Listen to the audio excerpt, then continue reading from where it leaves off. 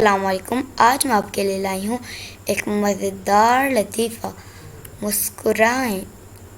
ایک شاعر سے اس کے دوست نے پوچھا، سنا ہے تمہارے پاس ڈھیر سارے جوتے ہیں، پھر تم ہمیشہ یہی نیلے رنگ کے جوتے کیوں پہنتے ہو؟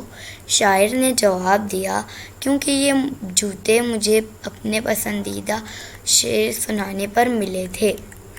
بس میں سفر کے دوران ایک لڑکے کا ہاتھ غلطی سے برابر میں کھڑے آدمی کی جیب میں ٹکرا گیا۔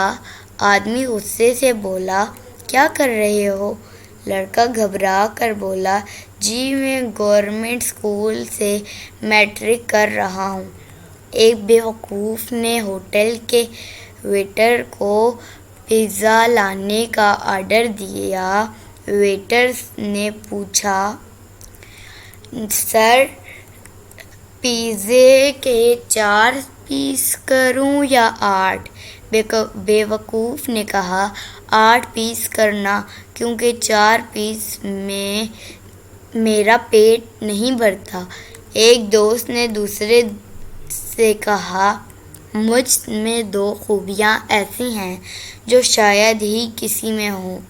دوسرے دوست نے کہا، اچھا ہمیں بھی تو بتاؤ کہ وہ کون سی ہیں؟ پہلا دوست، ایک خوبی تو یہ ہے کہ میرا حافظہ بہت اچھا ہے۔ دوسرا دوست، اور دوسری خوبی؟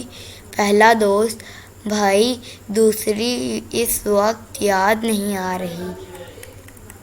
ایک بیوقوف اپنی ماں کے انتقال پر رو رہا تھا۔ اس کی بہن کا فون آیا تو اور زور سے رونے لگا۔ کسی نے پوچھا، اب کیا ہوا؟